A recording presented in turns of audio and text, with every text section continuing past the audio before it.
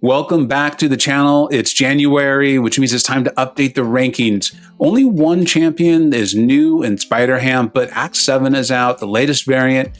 We've got some adjustments to make and some champions to talk about. So let's dive right into it. If you're new to the channel, this probably looks really different to you. The idea behind it is let's simplify this. This is truly meant to be a video where we're going to talk about the updated champions, the updated rankings. And it's meant just to be a springboard, a place for you to start your research. I think all of these champions that are listed are usable. I think the ones that aren't listed, usually not usable. Let's hope there's a buff. And then they are, of course, broken down in their columns. We'll talk about that a little bit as we go. So you know, so you're aware, I am a player in For Loki. The last season, I won a Giant Killers card for killing bosses. The season before that, I won a Shinobi card for having a high solo success rate. And then in 2 of the last 3 wars, I have won an Alliance card war, a war card for performance. And that really colors my rankings a lot, is what I see being brought to war, particularly in For Loki. That's my influence. And then the AQ champions being brought, and then the videos I see there. All right, let's go ahead and get straight into the champions. I think that was all of the housekeeping and what to do and how we do this. Top shelf. The main designation for top shelf is this. You've just finished ranking up the 5-star. You pumped them full of 6 stones. You took them to SIG 200, rank 5, and literally the next day, you pull them as a 6-star. Sure, you're going to be slightly frustrated. All of us would be. But then over time, you start to relax and realize, no. I just got Doom as a 6-star. This is awesome. Okay, so that's the test. In other words, for top shelf, you see we have Doom, Clairvoyant, and Magic. I use Magic all the time in War to solo champions. She makes it simple. She's amazing. I hope she comes out as a 6-star. The asterisk there is to signify that they are going to greatly benefit, or this ranking is including them being either awakened or at a high SIG. Again, check out the videos, check those things out as we go through it. Moving into the mutant tier, we got Omega Red as the top. I have placed Archangel at the top. I just finished taking 3 fights in War. One of my fights took 3 minutes. The other 2 took a minute each. Those 2 were with Archangel. That is just what this guy does. I am finding more and more uses for him. I've taken him to rank 3. I took him to SIG 112 because that provides complete and full ability accuracy reduction with only 3 neurotoxins. He's incredible. With all of these that have the links there, they will take you either to my video, what I think is my best video on them, or to my playlist on my channel, which will give you a variety of options to choose from. A lot of them I think are good as far as taking you through my exploration of the champion and some over time, which will lead right into Red Magneto. That takes you to the playlist. He had his buff, and then there was this initial exploration of what this guy can do. He's a simplifier. He's one of those champions. Archangel and Doom are what I call confidence instilling champions. When you take them into war, you just feel confident because you know they're going to handle it. It's just a matter of you staying calm and finishing it off. Magneto is amazing. You put him on these mutant teams. He takes care of tech and metal for you, which is traditionally mutants' problem. And then someone who's just recently been moved up to my top shelf ranking, Apocalypse. I thought he was amazing. I thought he was great. I got him early. But then Act 7 came out, and then the latest variant. But really, Act 7, there are so many lanes. There's so much packed into his kit. I've been able to use him on a variety of lanes, things I did not really even think of. Something like the Super Masochism Yondu boss. He gets around the masochism. It's incredible. It's awesome. Explore him more. And please check out my video, and then check out the videos of the creators I listed. And then, of course, there's all kinds of other awesome creators in our community out there too. Moving down, Science, there is no adjustments in the top shelf ranking. In tech, the only thing to note there is Guardian. I know there's a lot of people who still just really aren't familiar with Guardian. I think part of that is significant of his big benefit comes from having him at SIG 200, and he's relatively new. check out that video. Check it out. There's a whole playlist in there as my knowledge on him has evolved. He is excellent. He is excellent. Moving into skill, as if you're familiar with my channel, you know I am really hoping for some huge skill champions, some huge prestige and quality skill champions to come out this year. So hopefully they do, to fill out that top shelf a little bit for us. And then the star of the show, big yellow numbers himself, Cosmic Ghost Rider. I had him in the super premium tier. I was excited about him. We were very early on in the whole like Dex doesn't matter. There's just this small window where you can't or you should not trigger Dex if you want to maximize him. And then I started taking him to war, took the war bosses, took some fights at Warrant War, started taking him to Act 7. And I was like, this guy's top shelf. I think we need to adjust it. And then Slayer of Gods, Germ, and of course Legacy have put out some videos. Germ sent me some videos. The write-ups have been done. Check out the video that I've linked here, and then check out Slayer's website. And then Legacy just did like a world record Red Hulk boss kill. Check these things out. I will link them in the description. Watch this particular video. It is a little advanced. It assumes you have some knowledge of his judgment system, but I have a whole playlist of those where you can go through those, really start to understand the judgment system, and then check out these other YouTubers too, and the information they have put out there.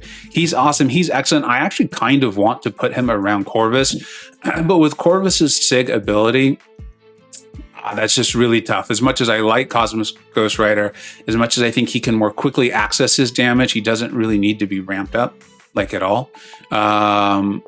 You know, Corvus is still Corvus, and we'll just see. We'll let time tell. And honestly, you could put them in 1A, 1B. It's like, just which do you like better, and which do you get? Corvus and Cosmic Ghost Rider and Apocalypse. I hope everyone gets them. Everyone deserves to have them as a 5 and or a 6 star and get to use them in in-game content. That's how I feel about it. So let's move into the super premium. Super premium is the kind of the way you can measure that is if someone says, hey, is this champ worthy of rank 3? Typically I get back to them and I say, well, a lot of it's going to depend on where you are in the game, content wise. What does your roster look like? You know, what holes do you need to fill? Does this champion fill a hole that's currently in your roster? But often we don't have time for that, right? We don't have time for that sort of information sharing. And so in a vacuum, is this champion worthy of rank 3? And if I can say yes, then they deserve to be in at least the super premium tier. Sorcerer Supreme definitely deserves to be up there. I think there could even be an argument for her being in the top shelf ranking, seeing her used more in War, and then also in Act 7 as it moves on. She was obviously very helpful in, I think it was variant 5, the variant right before this last one. I'm very proud of the video I did on there, so I think that'd be a great place to start your research. The link is right there for you. And then move on to some of the other creators for sure. Symbiote Supreme, I think, you know, we're aware of what he can do. I will try to limit this to the champions that are bolded. Dragon Man. Dragon Man is awesome. I actually took him to rank 3 before I took Sorcerer Supreme. I do think Sorcerer Supreme is probably an overall superior champion. However, Dragon Man is so unique and fit in well with what I was lacking. First of all, I don't have a Mystic Robot. No one does. But needing the dual immunities, I have plenty of nullifiers and slow and champions that can do these various things, but I had no one like him, and he is excellent at what he does. The dual immunity and the power gain is massive. He has a very fun style to play. I'm looking forward to getting the rank 3 video out on him. I'll admit, he is so good, but I don't think flashy. And I think that's part of what's, it's almost difficult to get a great video out on him, because I think a lot of what he does is he's huge, he's tanky, he has massive power gain, so there can be a lot of SP3s, but he does go unblockable anytime he knocks the champion down, the defender down, so you can do that into your SP2s. He can dish out a pretty solid amount of damage. I really like him. I think he's excellent. I do think he's appropriately in super premium. I think we'd have to see a real evolution in some defenders or some nodes for him to be moved up. But I think that's a great place for him. He is a great champion, and he can fill a lot of holes in your roster. Moving down, Professor X. I have loved Professor X since the moment I got him very early on. I thought he was very good. There was part of me that wanted to put him in the top shelf, but I didn't want to do that too early. I wanted to start conservative and then move him up. I put out some videos. I'm really proud of them. The reason that there's no link to them is because honestly, I think some significantly better ones have come out, and I want you to see the better ones. Go check mine out. They're very good. It shows you what you can do when you think you understand the champion. But honestly, these other ones are just better. They're superior. They have been done by Metal Sonic Dude, by Barrow Man, and by Agent X. I will link also all three of those in the description. Those three creators are putting out some awesome information on Professor X. They have discovered a superior way to play him that I think probably does make him deserving of the top shelf. But I want to experience it myself, and I haven't had the opportunity to really learn the way they're playing him and master it and take that into Act 7.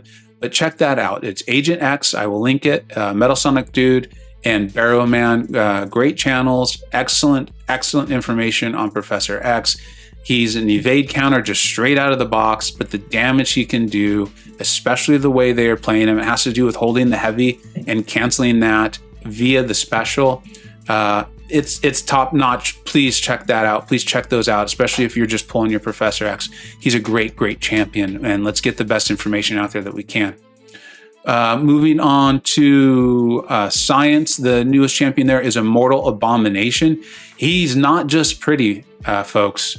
Good looking guy and really awesome. Okay, one of those is a joke. The other is no joke. He is great in war. He is great in AQ. I've already talked about Let 'em Taters and his channel and how awesome that is. He's been taking him to war, AQ, some really awesome videos, how to use. B Manny, my alliance leader, also has I believe it is a rank 3. It might be a rank 2 Immortal Abomination video. It is excellent. That will also be linked in the description. Check those out. The guy can do a lot. I think he is probably going to be my next Science R3 if I can dupe him in the upcoming featured crystal, which I am very excited about. Obviously, the ability to poison a champion is important, but there's a lot more there in the Immortal Abominations kit. And we're starting to see him in high tier war, master tier war. I think we are probably going to see that more as time goes on. Of course, the nodes, and if there's a revamp, will have something to do with that. But he's excellent. I believe Taters used him quite a bit in Act 7. Check those out for sure. Moving on to the super premium, Sentinel, Mysterio, and Hulkbuster. Talked about them at length in the last video, so I'm not going to do it as much in this one. They did not make it into super premium in the video, and that was a mistake. I did update the spreadsheet and tried to catch it in time, but I have a feeling a lot of you weren't able to see that, which I understand. They all deserve to be there. They have Sentinel, the heal block, dual immunities, Mysterio, the passive heal block. Excellent for Domino, who is still just a pain in the butt. And then Hulkbuster is really quite good. Don't want to give too much away, but Monkey and then also Let 'em Taters have opened my eyes even more to Hulkbuster. There is a little bit of a, it's not a trick because it is a skill. You can develop it on getting Hulkbuster's SP2 into the block. There's this little pause. Monkey really helped me learn that. And you get that into the block. Excellent champion, suicide friendly. I think we're going to see him probably more and more as time goes on. I'm enjoying mine. And even though I just awakened my Ghost, I'm still not sure who my next tech R3 is going to be. It's going to be between Ghost, Mysterio, and Hulkbuster. I'm not kidding. I'm not saying that Mysterio and Hulkbuster are as good as Ghost, but we're getting to the point where it's about how do they fit into your roster and what can they do for you. And then, of course, I always like to take my BG into consideration, and I need to rank up some defenders and give us some variety on attack too as well. So moving down, skill, yeah, let's not harp on skill. It's not necessary. Let's not be mean. And then Cosmic. I would love to see Cosmic. Skill and Cosmic are the two classes that I am most hopeful get some high prestige and at least super premium quality champions in 2021. Moving on to premium. I typically have a long example for what this is, but we'll make this quick. Is think of premium, just remove your ideas on the game here, right? I know you're usually used to seeing this probably be called God tier or something of that nature, or demigod or something like that. And no shade is meant towards that. I'm just taking a different approach here. You're walking out into the store. You're at the store and they're like, okay, would you like the regular version or the premium version of this item that you're buying? You're like, oh, the premium sounds pretty good, but how expensive is that going to be? Apply that definition of premium to this. These are excellent champions. It will be very, very usable. They will help you clear content. They can do great damage. They have great synergies. Or maybe they encompass all of these things. You should be excited when you pull them. That's how I feel about these champions. Now, they're all going to fit that to various degrees, but they are very usable. They can be used in content, in in-game content, and help you get through. And so we'll go through those. Tigra is linked because I think I did do a very good video on that. The gameplay was from a friend of mine. He is much more skilled, especially with Tigra, than I am. But that's why that link is there. We'll continue to move down. Remember, I'm just going to talk about the champions that have had their rankings moved as of late. And we make our way to SpiderHam. It's almost impossible to separate SpiderHam from the amount of fun he is to play. I have really enjoyed him. I took mine to rank 3. It was a bit of an indulgence rank, but I actually think there are some real uses to this guy outside of just needing to apply Power Sting and having a great time in the monthly event quest. Now, he is great in the monthly event quest. I use him every chance I can get there. He applies those Power Stings that can really build up and be replenished or refreshed, and the damage can get quite big. But he also has a guaranteed evade that I thought was going to be utilized purely as like an offensive opening creator. Not the same as Ghost, but similar how one of the things that makes Ghost so good is she's able to help you create spaces to attack.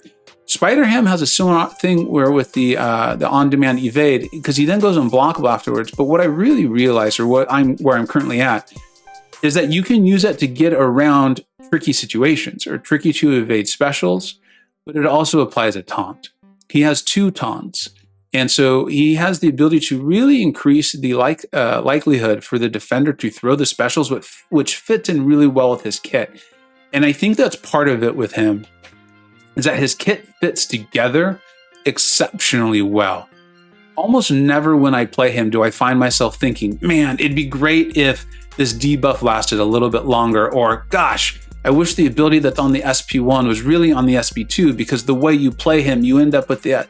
No, with him, it's the exact opposite. In fact, it's, wow, the opponent's starting to get close to their SP3. Oh gosh, I'm at really high at spider nonsense. It's not really a big deal if they throw their SP3. It's not ideal, but it's not going to kill me because he has that mitigation, that reduction. Or, I need a taunt, or I need to evade. His kit is really good. I'm hoping that I can test him some more in off-season war in a week here. I think it's like a week and a half. We'll get to it. I could very easily see him moving up into the super premium tier. I don't believe he's going to get to top shelf. That just doesn't seem to be within his kit. But super premium, I could see that. I could definitely see that. I don't want to place him there yet and then have to move him down. But I could see that for sure with him. Moving on into premium here, we get to the skill class, and there's a lot of skill. And I think part of it is, I think skill is a hotly debated class. We all have our favorites in there. I know there's a lot of Elsa lovers, there's a lot of Night Thrasher lovers. I prefer Night Thrasher right now, but I think that's just because in the skill class, we get these champions, and I think they're all really pretty much premium.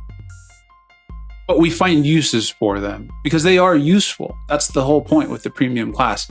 And I think all of these fit in there. I think skill appears to be a very difficult class to balance out. Falcon could very well be moved into super premium. I've had so many people talking to me and telling me about the various nodes they turned off. I believe it's John is actually creating a whole list of them. He's doing a great job with it. So many people are telling me about how Falcon's helping them get through Act 6 and Act 5. That's important. A lot of us in-game players, I think we tend to, I know I even forget the content as soon as I do it, but there are so many players coming up in this game, and that's awesome. Like, it should be. It's a fun game. I'm glad people are enjoying it. And if a champion like Falcon is helping people get through 5, and especially Act 6, then that means they're valuable. I'm seeing him being brought to war. I believe Munash just brought his Falcon to War, and I think took out a Thing, which was very impressive. Clowniest Clown in my own BG and my own alliance has been bringing his Falcon to War off and on. So there's a real use there. The damage can be increased significantly, right? If the champion, the defender would have evaded. I'm enjoying mine. I'm not in love with his playstyle, but that is a premium champion who I think could be pushing their way to super premium as we see more and more of them ranked highly with a high sig. I think we'll see the evidence maybe to push him higher. And then Daredevil Hell's Kitchen. I know a lot of people are like, dude, he's terrible. There are some uses with him. Fluffy Pig Monster has been showing me them. You do need to get Daredevil to a high sig.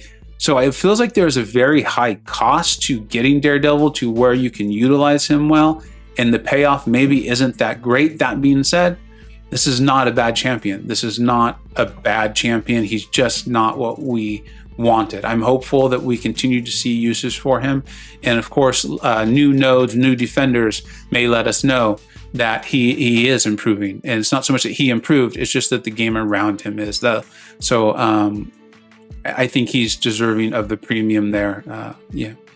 And then we'll move on to the call. Call is meant like, this is the baseline for this champion being like worthy of ranking outside of you just want to have fun. This champion will have uses. Maybe you're calling your shot. Like you're going to bring in Ronin because you know that he'll be excellent for this champion, right? For this fight. I know a lot of people did that in Abyss of Legends. Or call meaning like this is just the baseline for a quality champion that's deserving of being ranked on your account. They may have a use or they can help you clear some content. So I think that there's only one champion that we should mention on this one, and it is Mr. Fantastic. I actually think he is a good champion. I think as time goes on, as more people get him, he's in the featured crystal right now, the 6-star. And as I know, I've just duped him. I'm eventually going to take him to rank 2 and test him. I could see him ending up as high as super premium. I really think there's going to be a large landscape that this guy could end up in. I think it's really big right now. I'm placing him at call because I don't want to move him up to find out I'm just wrong on this. But I know KT1 is a much bigger fan and would not have him just in the call based on KT1's latest rankings. And so I wanted to recognize that. I wanted to point that out. I do intend over the next month or two to take mine to rank 2 and then utilize him in content. And I think we're going to see him moved up. So I just wanted to at least mention it. And then we will scroll all the way down. There is no one new in there. So please tell me what you think. That's how I've learned the most. It's been a big influence. Follow on Twitter there, and there's an invite to the Discord server where we answer a lot of these questions. Not just me, a lot of really smart people on there answering questions, helping each other out. I ask questions too. So, and then last but not least, I know something this is a tough one to really put into a spreadsheet, but I'll give a basic breakdown. The champion can be made a horseman. They're probably going to be pretty good. They're going to get you through something, and they're going to be a lot better than they already were.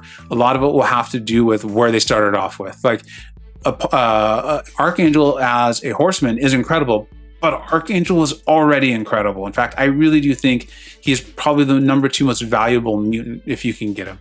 Okay. Cable is, I think, the best example, though, of a champion that's okay.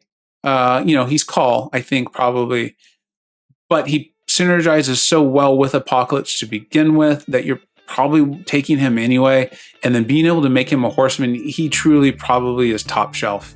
I'm not sure where exactly on there I would put him just yet, but he would be top shelf. And so I think that's the epitome example of if you can make them a horseman, they're going to be good. All right. Thank you so much for watching. Let me know what you think. I'm really interested in hearing that. Thanks so much. Take care. I hope you either learned something, were entertained, or even better, a little bit of both. Don't forget to like, subscribe, and follow on Twitter at Vega Gaming 583. Thanks so much for watching. Take care.